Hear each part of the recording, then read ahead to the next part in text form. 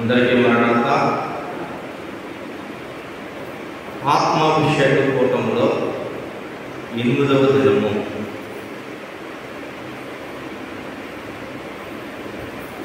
త్రిత్వము, పరిశుద్ధాత్మ త్రిత్వము, 3 ఆఫీస్ అన్న పాఠంలో నుండి వాక్య ధ్యానం చేసుకుందాం. వాక్య ధ్యానం కొరకు అపోస్తలులకు పౌలు గారు రాసిన అపోస్తలు కార్యములు 2వ అధ్యాయము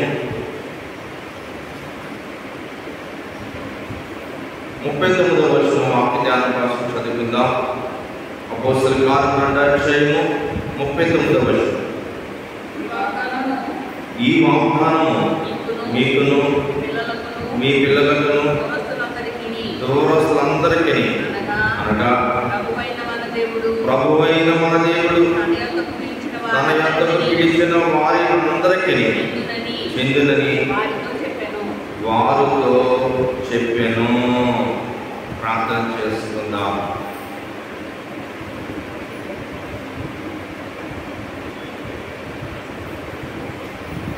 పరిశుద్ధాత్మ వచ్చువరకు ప్రకటనకు పురాదన్న యేసు నామముతో మధురం మధురం మధురం మధురం యేసు నామముతో మధురం. మహాపరిశుద్ధుడైన మా తండ్రి, పరిశుద్ధాత్మ త్రిత్వము అన్న పాఠంలో నుండి మరొకసారి మాతో మాట్లాడమని దయగల తండ్రి, మేము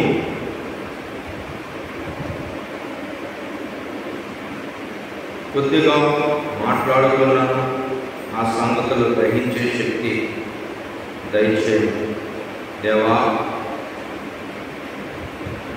ఈ పరిశుద్ధాత్మ కూటములను జరుపుట నీకు కూర్చున్న తండ్రి, ఎటువంటి ఆటంకములు రాకుండా, దెయ్యములను రాకుండా కాపాడు. నీ ఆత్మవశములో మమ్మల్ని అందరినీ నడిపించుకోమని, ఆత్మాభిషేక కూటములకు సిద్ధపరచమని దేవా. ఈ దిన వర్తమానము మాత్మే తండ్రి ఇచ్చిన దైవజన్ ఇచ్చిన పాఠంలో నుండి మరొకసారి ధ్యానించుకొనిచున్నాం. యేసుకిచ్చిన వాక్శక్తి నుండి దాసకిచ్చిన వాక్శక్తి నుండి ఆత్మతో వాక్యమును అందించమని, త్వరగా పెళ్లి కుమారుడిగా రానున్న యేసుక్రీస్తు ప్రభువుని బట్టి యేసు నామమున ప్రార్థించుచున్నాము మా పరమ తండ్రి, ఆమేన్. కూర్చుందాం.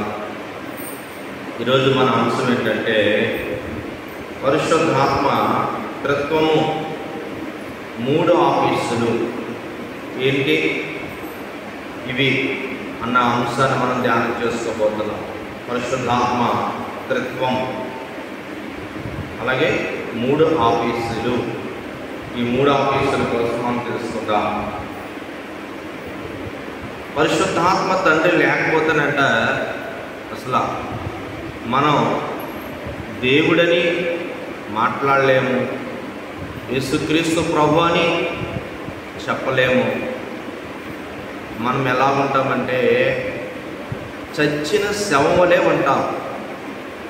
ఈరోజు మాట్లాడుతున్నామంటే అన్నీ చేస్తామంటే మానవుల యొక్క నాసిక రంధ్రములో జీవాయువదగా నరుడు జీవాత్మ ఆయను కనుక ఆత్మ లేనిదే ఏ ఒక్క మాట రాదు. దేవుడిని లోకమంతా అంటున్నారంటే అది పరిశుద్ధాత్మ తండ్రి యొక్క శక్తి. అందుకే పేతురు గారు చక్కటి మాటలు చెప్తున్నారు. అపోస్తల కార్యం 2వ అధ్యాయం అంతా కూడా 1 నుంచి 39 వచనాల వరకు చూస్తే ఆయన పరిశుద్ధాత్మ తండ్రి గారు వచ్చిన తర్వాత ఎన్ని కొత్త విషయాలు చెప్తున్నాడో ఆ విషయాలన్నీ విని 3,000 మంది బాప్తీసం పొందారు. దేవునికి స్తోత్రం. అందుకని మత్తయి సువార్త 28వ అధ్యాయం కూడా యేసుక్రీస్తు ప్రభువారు తన శిష్యులకు చెప్తారు, తండ్రి యొక్కను కుమారుని యొక్కను పరిశుద్ధాత్మ యొక్క నామంలో మీరు బాప్తిస్మం ఇవ్వండి, నేను మీతోనే ఉంటాను, సదాకాలం ఉంటాము అని చక్కటి విషయాల్ని తెలియజేస్తా ఉన్నారు. పరిశుద్ధాత్మ తండ్రి గారి కోసం మనం తెలుసుకోవాలంటే ఈరోజు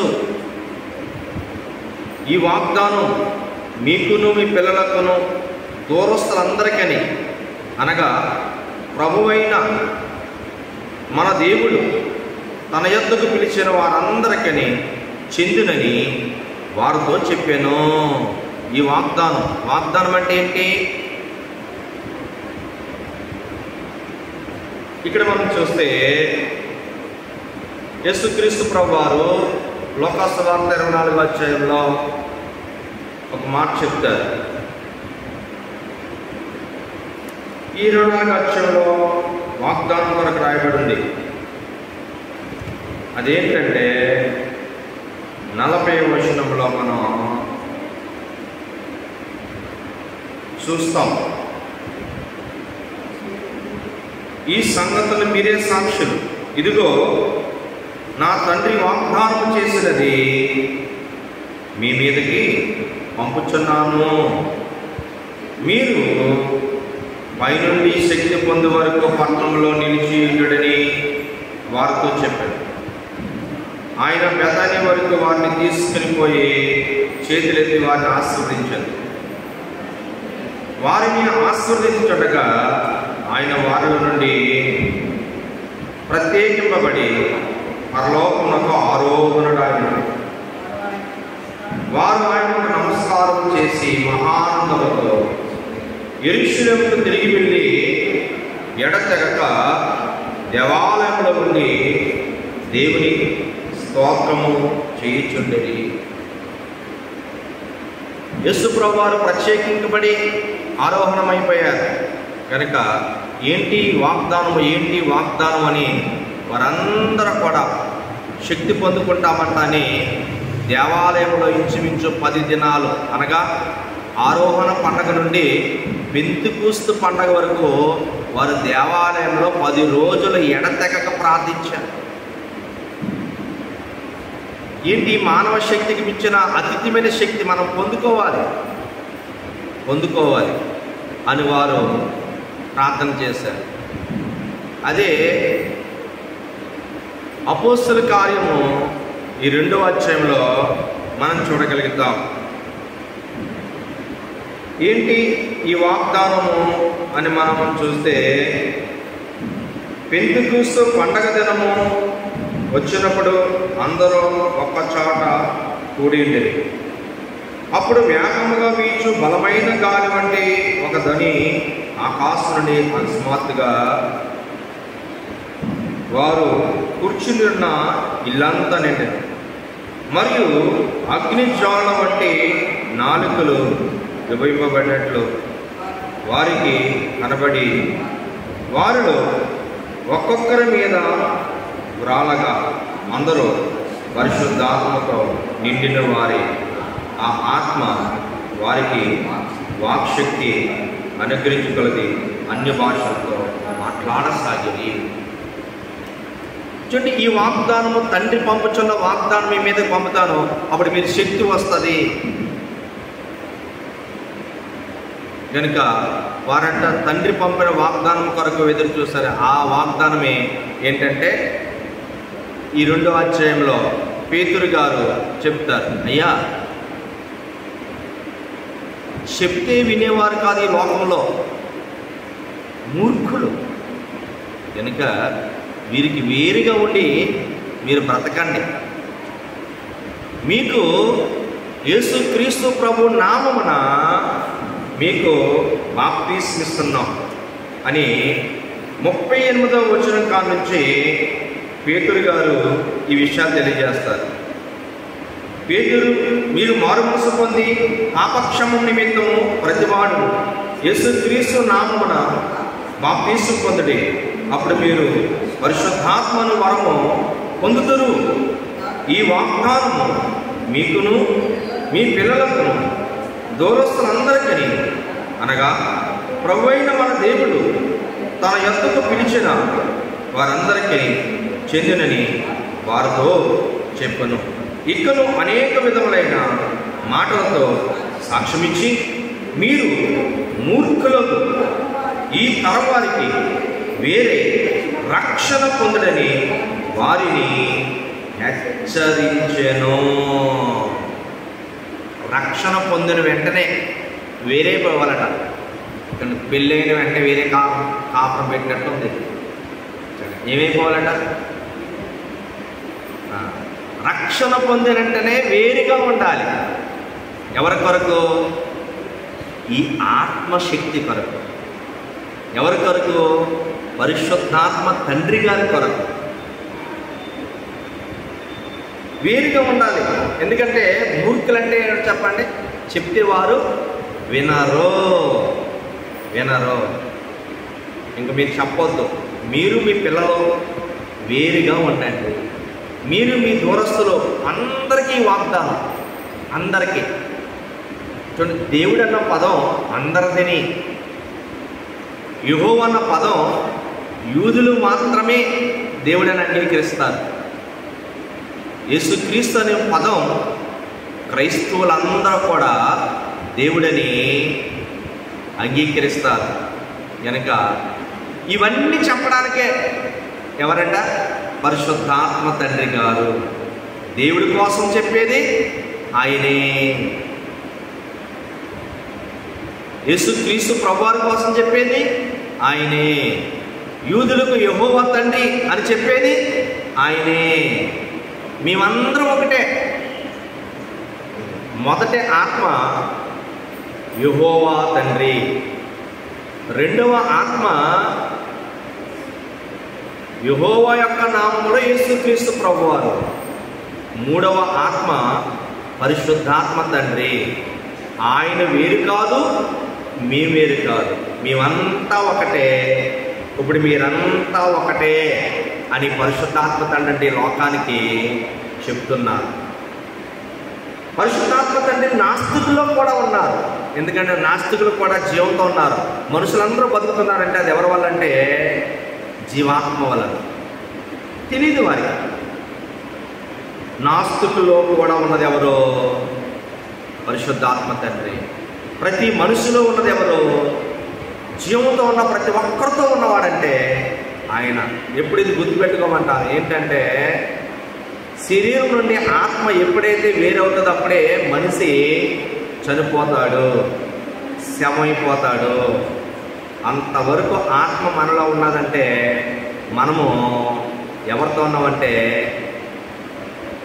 త్రిత్వములో ఉన్న ఆత్మతత్వములో మనం కూడా ఉన్నాం.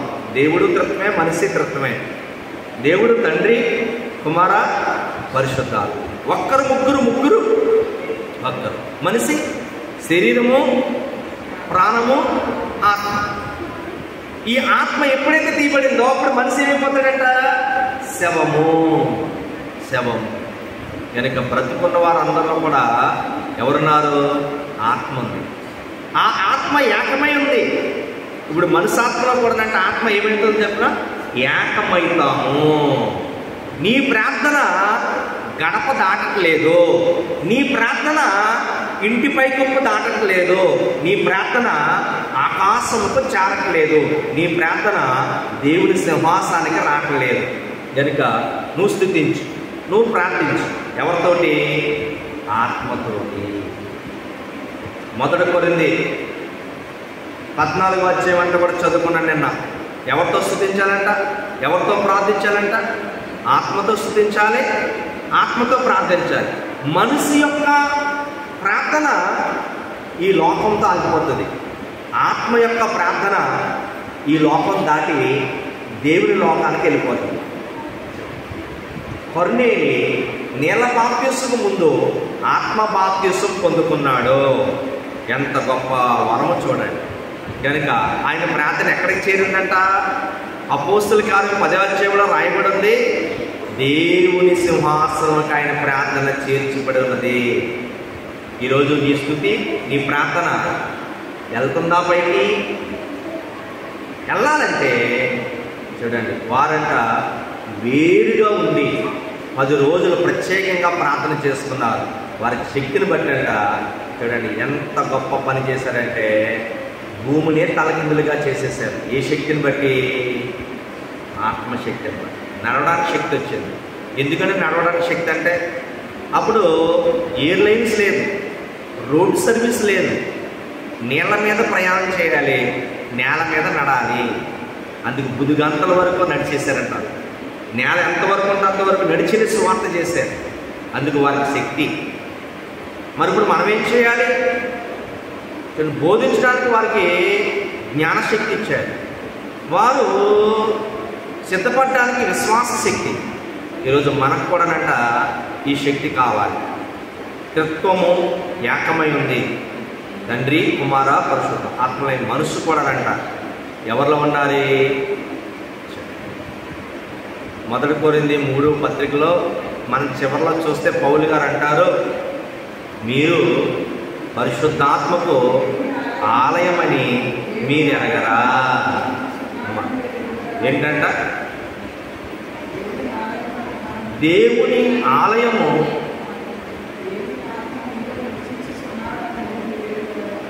దేవుని ఆత్మ మీలో నివసించున్నారని మీరు ఎరగరా? అంటే అక్కడ ఏమి రాయబడింది? మీరు దేవుని ఆలయమని ఎరగరా? దేవుని ఆత్మ మీలో నివసిస్తుందని ఎరగరా? యేసుక్రీస్తు ప్రభువారు ఈ లోకంలో మాట అంటారు. యోహాను సువార్త 14 అధ్యాయం చాలా అద్భుతకరమైన చరిత్ర యేసు ప్రభువారు చెప్తున్నారు. చివరిలో ఇంకా తండ్రి వద్దకు వెళ్ళిపోయే ముందు చాలా అద్భుతకరమైన మాటలు చెప్తున్నాడు. ఏమంటాడంటే యోహాను సువార్త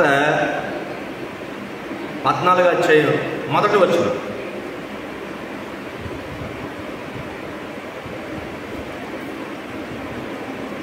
మీ హృదయములను కలవరపడకని దేవుని యందు విశ్వాసముంచుచున్నారు, నా యందును విశ్వాసముంచండి. బా, ఏం మాట చెప్తాడంటే దేవుణ్ణి నమ్ముతున్నారు, నన్ను కూడా నమ్మండి. ఎవరు చెప్తున్న మాట ఇది? మీ హృదయాలు అస్సలు కలవరపడినవ్వకండి.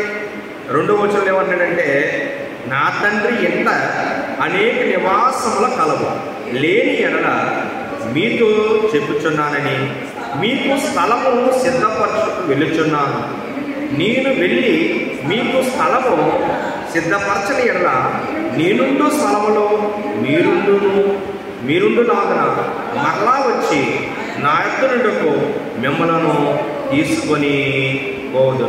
నేను వెళ్ళుచున్న స్థలముకు మార్గం మీకు తెలియదని చెప్పుచున్నాను. అందుకు తోమ, ప్రభువా, ఎక్కడికి వెళుచున్నావో మాకు తెలియదే, ఆ మార్గం ఎలాగా తెలియదని ఆయన అడగా, యేసు, నేనే మార్గము సత్యమును జీవమును, నా ద్వారానే తప్ప ఎవడను తండ్రి యొద్దకు రాడు. ఇక్కడ ఎంత స్పష్టముగా తండ్రి, కుమార, పరిశుద్ధాత్మలు కలిసి ఉన్నామో చెప్తున్నాడు ఈ అధ్యాయంలో. ఎవరు? యేసే. అంతేకాదు, మీరు గనక విశ్వసించారా, మీ హృదయాన్ని కలతపడకుండా ఉంచుకున్నారా? 12వ వచనం అంటాడు, నేను తండ్రి యొద్దకు వెళుచున్నాను గనుక నేను చెయ్యి క్రియలు నా యందు విశ్వసించు వారును చేతురు, వాటికంటే మరి గొప్పవి అతడు చేయనని మీతో నిశ్చయముగా చెప్పుచున్నాను అంటున్నాడైనా. మీరు గనక నమ్మారా, మీరు గనక ఆవగించంత విశ్వాసం వచ్చిందా, గొప్ప గొప్ప పనులు చేస్తారు. విశ్వాసంలోనంటే మనం చెడు లేకపోతే దేవునికి ఇష్టలుగా ఉండలేదు. దేవుడు మనం ఇష్టపడాలంటేనంట మనం ఏం చేయాలి? విశ్వాసం. చూడండి, అన్ని వరాల కంటే గొప్ప వరం ఏంటంటే విశ్వాసం అనే వరం. హానోక్ అంటే హెబ్రీ పత్రిక 11వ అధ్యాయంలో విశ్వాసాన్ని బట్టి చూడలేదన్న, ఏం చూడలేదో తెలుసా? మరణాన్ని చూడలేదు. ఈ ఆవగింజంత విశ్వాసం ఉంటే సమస్తము సాధ్యం అంటాడు దేవదాసయ్య గారు ఈరోజు పాటల్లో. ప్రభువా, ఆ దెయ్యాన్ని రానేమో, అవి వచ్చంటే ఏం చేస్తే అనుమానం. అనుమానం ఎక్కడ ఉంటుందంటే ఎక్కడ ఉంటుంది చెప్పండి? పెరిగిపోతూ ఉంటుంది. డౌట్ ఎక్కడుందో అక్కడ. ఇది అవుతాదా అని అనుమానం అస్సలు ఉండకూడదు. ఈ పరిశుద్ధాత్మ కూటంలో అటువంటి తలంపే లేకుండా చేయి. అసలు దాన్ని రానివ్వకు. దేవాలయానికి రాగానంట ఫస్ట్ డౌట్, ఇంటికి తాళం వేసానా లేదా, ఇంట్లో పెట్టిన క్యారేజాన్ని పట్టుకెళ్ళాడా లేదా, లేదా ఫలానా ఆయన వస్తానాడు వచ్చి ఉంటాడా లేదా,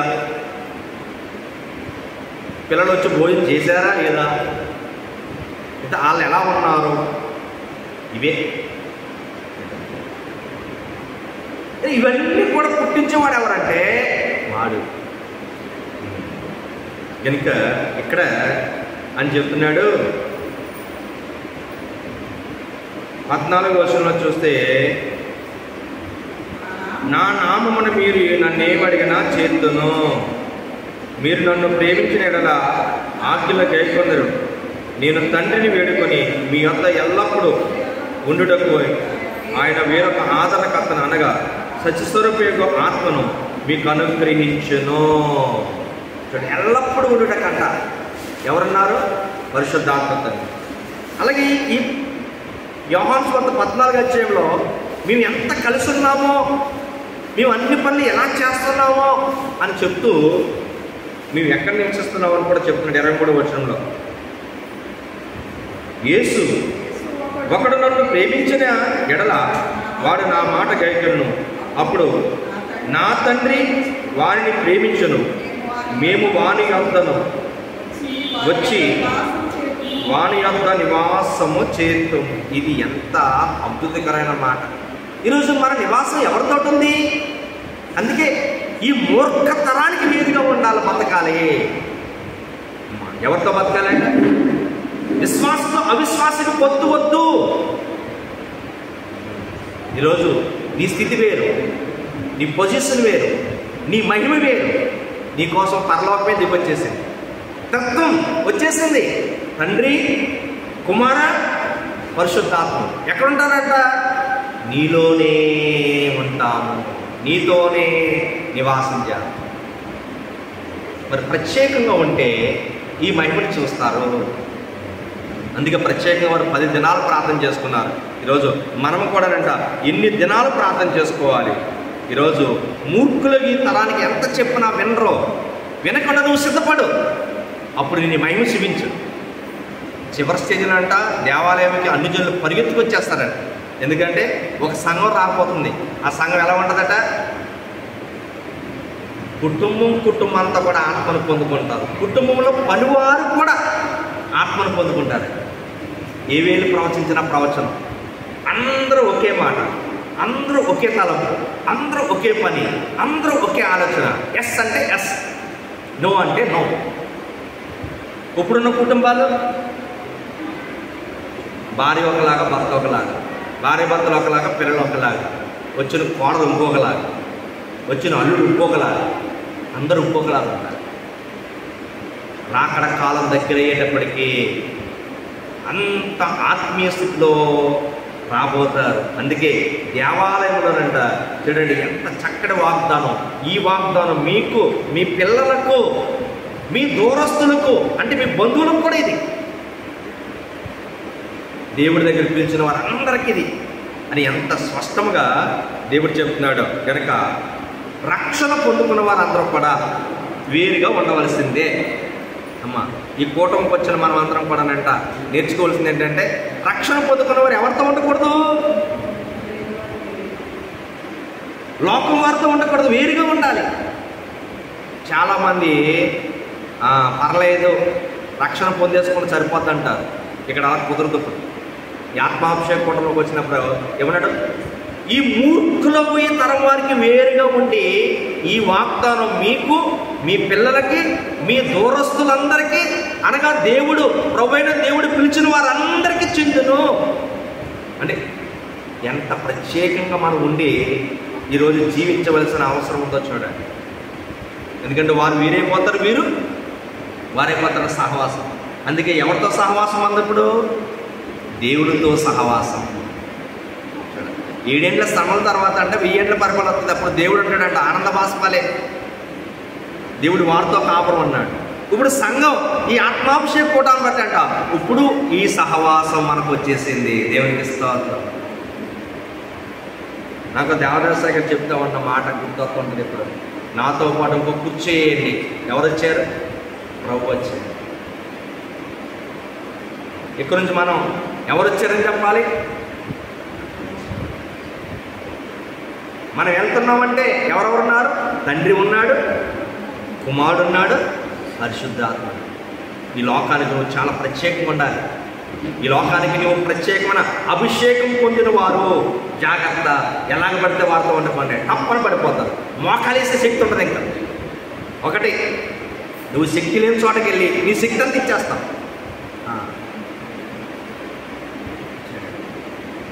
ఈరోజు దేవుడి యొక్క మహాకృప అడుగు పెట్టాలంటే ఎక్కడ పెడతారో చూడండి.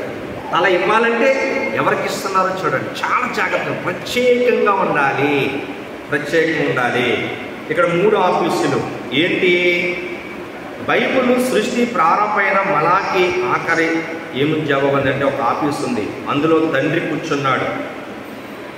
ప్రభు జన్మము తన ఇహలోక బైబిల్లో మొదట ఆరోహణం వరకు తన ఆఫీసులో కుమారుడు కూర్చున్నాడు. సంఘ స్థాపన మొదలు రెప్చర్ వరకు పరిశుద్ధాత్మ తండ్రి తన ఆఫీసులో కూర్చున్నారు. తండ్రి కూర్చున్నాడు, కుమారుడు కూర్చున్నాడు, పరిశుద్ధాత్మ తండ్రి కూర్చున్నాడు. తండ్రి ఎక్కడి వరకునంట? ఆదికాండం నుండి మలాకి వరకు కూర్చుని ఏం చేశాడు? ఇప్పుడు కనబడుతున్నాయన్నీ చేసేసాడు. కావలసిన అన్నీ కూడా ఇచ్చేసాడు. ఈ భూమి, ఆకాశం, చెట్లు, పుష్పాలు, పళ్ళు, పువ్వులు, గనులు, ఇవన్నీ పంచభూతాలు, ఇవన్నీ కూడా తండ్రి ఇచ్చాడు. కావలసిన ఇచ్చాడు. యేసుక్రీస్తు ప్రభువారు మనకి ఏమిచ్చారు? ఇక్కడ మనం చూస్తే మొదటి ఆఫీస్లో మనకు దొరికేవి ఏమనగా పండ్లు, నీరు, గాలి, మనిషి తింటకు త్రాగుటకు కావలసినవన్నీ అన్యులకు క్రైస్తవులకు అను విపక్షతము లేకుండా అందరికీ దేవుడు ఇచ్చాడు. మూలికలు ఇచ్చాడు. మూలికల ద్వారా వైద్యం ఇవన్నీ ఇచ్చేసాడు. ఏం పక్షపాతం లేదంట అన్యుడని. ఎందుకండి ఆత్మ తండ్రి అంట అందరికీ, దూరస్తులందరికీ, బంధువులందరికీ ఈ ప్రవచనం. కానీ చూడండి, చాలా భయంకరమైన విషయం ఏంటంటే వాళ్ళ వేరు మన వేరు. ఈ పాపిష్టి బోధ ఎక్కువైపోయింది. ఏ మతాన్ని కానీ ఏ వ్యక్తిని కానీ దూషించకూడదు, ద్వేషించకూడదు. తెలియనివన్నీ దేవుడిని అడిగి తెలుసుకోవాలి. ఇది పరిశుద్ధాత్మ తండ్రి గారు ఇస్తున్న. ఇది అందరికీ పక్షపాతం లేదు. దేవుడు అందరికీ. ఇది ఎప్పుడు తెలుసుకుంటావో. కానీ ఏమి ఇష్టమంట? వాడు వేరుని దూషిస్తే అబ్బా ఎంత తప్పలు కొట్టేస్తారు. మరి వాడు మనవాడు ప్రేమించండి అంటే పాపం వస్తూ ఉంటాడు. ఎవరిని ఏమనకూడదు. ఇది బైబిల్ మిషను ప్రధానమైన. ఏ మతాన్ని కానీ ఏ వ్యక్తిని కానీ దూషించకూడదు. యేసుని పత్రిక ముద్ర వేయించి గ్రామానికి వెళ్తున్నాం. అందులో ఒక మాట రాశారు. ఏంటంటే మీరు విగ్రహారాధన విడిచిపెట్టకూడదని మేము చెప్పట్లేదు, కానీ యేసు ప్రభువే నిజమైన దేవుడని తెలుసుకోండి అను మాట. ఇది దైవజనుడు చెప్పిన మాట. ఇంచుమించు కోనసీమ అంతా కూడా ప్రతి గ్రామానికి వెళ్ళాం, 16 మండలాలకు వెళ్ళాం. మనల్ని ప్రేమించి వెస్ట్ గోదావరి కూడా పిలిచారు. ఇంజినాడు పిలిచి నుంచి మేడపాడు, అక్కడి నుంచి అలా దొడ్డిపట్ల, ఆ తర్వాత పాలకొల్లు సెంటర్ నుంచి నరసాపురం, అలాగా 2 పశ్చిమ గోదావరి కూడా వెళ్ళారు. పత్రిక సేవిస్తున్నాం. ఎక్కడా లేదు కానీ 1-2 చోట్ల క్రైస్తవుడే. ఇది తప్పు. ఏం తప్పు అంట?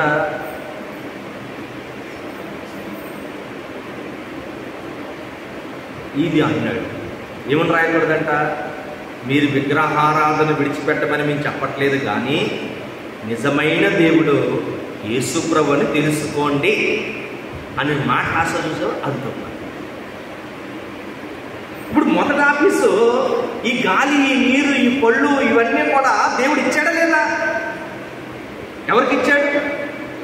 అనులకి ఇచ్చాడు. ఈ పాపిష్టి బోధ మానేసి కొంచెం ఆలోచిస్తే దేవుని ఆత్మకు దగ్గర అవుతాము, తత్వములో ఏకమవుతాము. అందుకే బైబిల్ మిషన్ చాలామంది ఇష్టపడతారు. ఏ మతాన్ని కానీ ఏ వ్యక్తిని కానీ దూషించొద్దు, ద్వేషించొద్దు. తెలియనండి దేవుణ్ణి అడిగి ఒక్క మాట ఎవరినైనా అనాలంటే అది దేవుణ్ణి అడిగి అనాలి. అంత రూల్స్ ఉంటాయి కదా, మన ఇష్టం వచ్చినట్టు మాట్లాడడానికి ఇది కాదు. ఈ మూర్ఖులు ఈ తరానికి ప్రత్యేకంగా ఉండాలి, తత్వములో ఏకమై ఉండాలి. తండ్రి ఆత్మే, కుమారుడు ఆత్మే, పరిశుద్ధాత్మ ఆత్మే. ఆత్మలు మూడు కాదు, ఒకటే. దేవుళ్ళు ముగ్గురు కాదు, ఒక్కరే. మనిషి శరీరము, ప్రాణము, ఆత్మ. మనిషి చనిపోగానే ఆత్మ దేవుని యొద్దకు వెళ్ళిపోతుంది. మనిషి మరలా శవం అయిపోయి మన్నుకు మన్నైపోతాడు. ఈరోజు ఆ ఆత్మ ఎక్కడి నుంచి వచ్చింది? పరలోకం నుండి వచ్చి పరలోక విషయాలు చెప్దాం అనుకుంటుంది. పరలోకంలో ఉన్న విషయాలు చెప్పి అందరితో మాట్లాడాలనుకుంటుంది, కానీ ఈ ఆత్మను చంపేస్తున్నారు.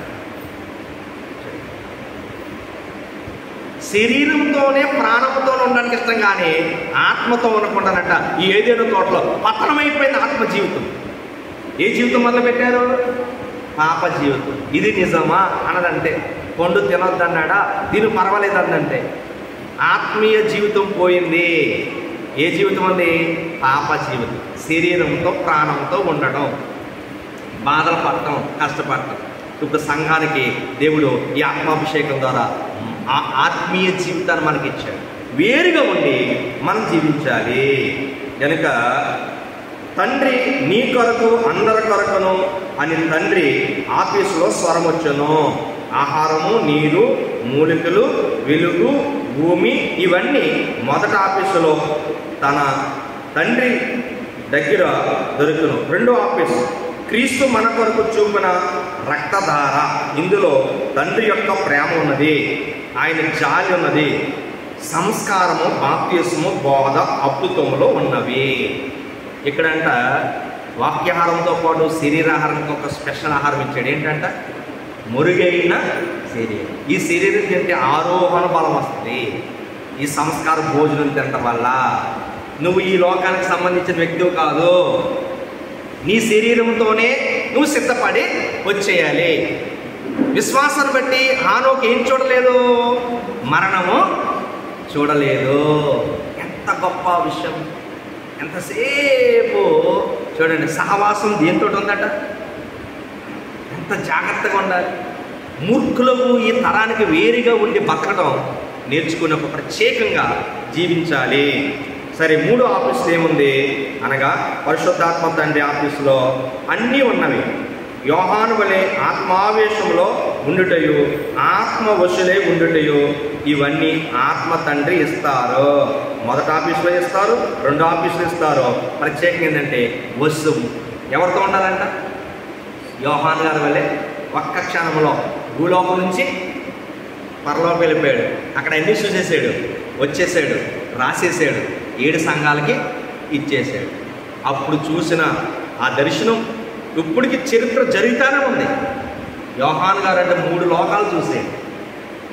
ఏ వశమైపోయి? ఆత్మ. అందుకే ఈ ఆఫీసులో మనం కూడానంట ఈ ఆత్మ వశంలో మనము ఉండాలి. కనుక ఈ 3 ఆఫీసులో ఉన్నాయని కూడా మనకి దేవుడు ఇస్తాడు. కనుక మనం కూడానంటే ఎలా ఉండాలంటే, తండ్రి, కుమారుడు, ఆత్మ మీకేం చెప్పినో అది చెయ్యండి. ఇప్పుడు మనం ఏం చేయాలంటే ఎవరు చెప్పాలి? అందుకే అయ్యగారు అన్నారు, ఆయన మీతో చెప్పినది. ఇంకెవరు చెప్పింది? చూడండి, చల్లపల్లి అమలాపురం రావాలని ఆయన చెప్పాడు, మేదేలు గ్రహం కట్టమని ఆయన చెప్పాడు, సభ పెట్టమని ఆయనకి ఎంత చెప్పింది చెప్పినట్లు చేసేవాడు కావాలి. వాళ్ళకి చెప్పినట్టు వాళ్ళకి ఇష్టం వచ్చినట్టు చేసుకునేవాడు అవసరం లేదు. అలాగే కుమారుడు ఆయన మీకు చెప్పినది చేయండి, ఆత్మ మీతో చెప్పినది చేయండి. ఒక్కొక్కరు వారి వారి పని వేరు, కలిపితే ముగ్గురు పని ఒకటే. ముగ్గురు పని ఒకటే. ఆదికాండం 27:8 రాహేలు యాకోబు తండ్రిది, మీరు చెప్పింది చెయ్యండి. యోహాను 2:5 ఆయన మీతో చెప్పింది చేయడానికి మరియమ్మ చెప్తుంది, నీళ్ళను ద్రాక్షరసముగా మార్చివేస్తారు. ప్రకటన గ్రంథం 1:3 వరకు ఆత్మ చెప్పింది చెయ్యాలి కనుక తండ్రికి బయలుపరిచింది సృష్టి, తండ్రి కుమారులు బయలుపరిచింది ఆత్మ తండ్రిని, వరాత్మపుత్రుని. కనుక మనము స్తోత్రిస్తూ మనమంట ఈ పరిశుద్ధాత్మ కూటంలో పరిశుద్ధాత్మ ఫలము అందుకోవాలి. ఏమనగా వెలుగు, సంతోషం, కీడంటే లెక్కలేని తనం, భాషావరం, ఇది అవసరాన్ని బట్టి వచ్చును. కనుక పరిశుద్ధాత్మ ఆవేశం కలిగి బోధించాలి. ఇది అందరికీ ఆయన ఇస్తారు, వాడుకోవాలి కనుక, లేకపోతే ఆగిపోద్ది. అలాగా పరిశుద్ధాత్మ తండ్రి వరములు పొంది ఆయన వార్తను అందరికి అందించే ధన్యత, పెండ్లి కుమార్తెగా సిద్ధపడి మేఘమెక్కే ధన్యత ప్రభు మనెల్లరకు అనుగ్రహించును గాక.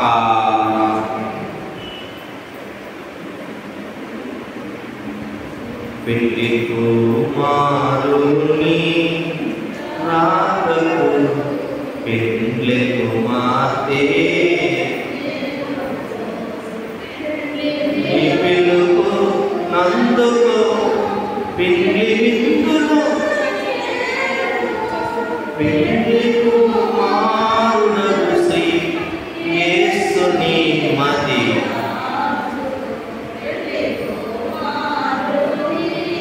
రాకకు.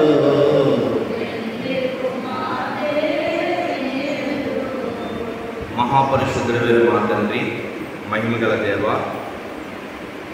పరిశుద్ధాత్మ